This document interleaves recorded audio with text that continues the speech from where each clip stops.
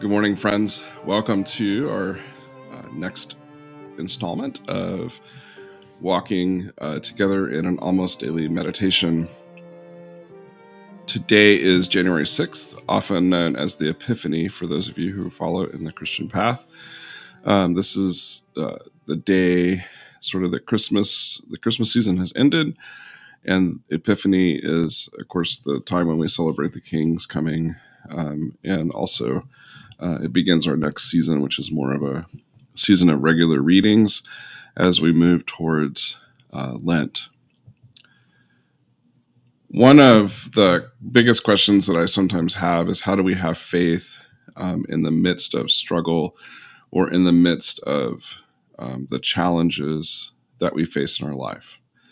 Because often our faith is what we need in those times, but also it is often pushed, and we can feel abandoned by God. We can feel abandoned by our friends. And I'm talking about all kinds of different things that can happen, whether it be someone who maybe emotionally or physically or in some other way attacks you, or whether you're going through a difficult diagnosis or health challenge, whether you're going through a change in life, the loss of a loved one or a change of job or a move, or all kinds of other things that we go through that are the struggles that we each face, or the challenges or the things that disrupt our lives and change us in a much deeper way. Maya Angelou is, a wonderful writer, and she wrote, "I can be changed by what happens to me, but I refuse to be reduced by it. I can be changed by what happens to me, but I refuse to be reduced by it." Of course, she writes out of the African American experience in the United States and the challenges that are filled with racism and difficulty and stuff that a lot of us just simply don't grasp or understand. But I also think that there's wisdom, and part of the wisdom that comes out of her writing is her inner strength. And so I think we can look to her.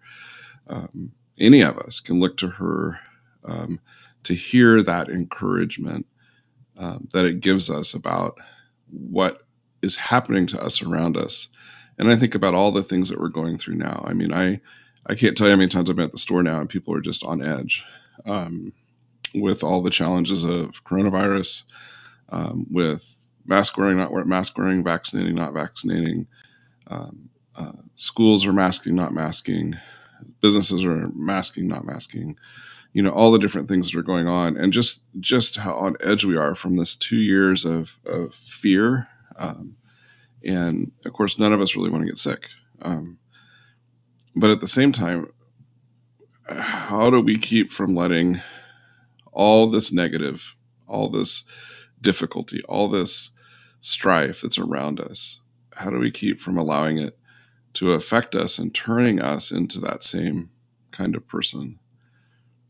We don't have to be reduced by it. That's part of what I hear, and what Maya Angelou is saying is we don't have to be reduced by what we see. We can hold up our discipleship. We can hold up who we are.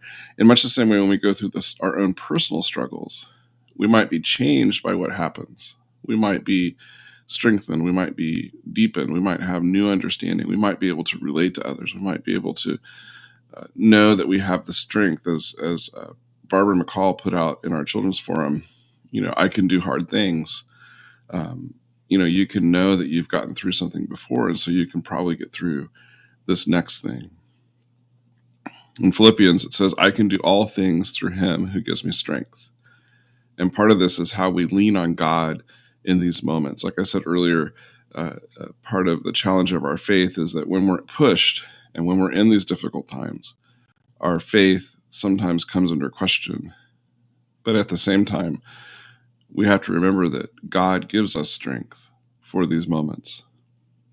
This doesn't mean we aren't frustrated. This doesn't mean we aren't sad. This doesn't mean that we don't sometimes cry ourselves to sleep. It doesn't mean that we don't have frustrating days, but it means we know we can get through it. We know we don't have to be reduced by it, as Maya Angelou says, and we know that God gives us strength to face each moment.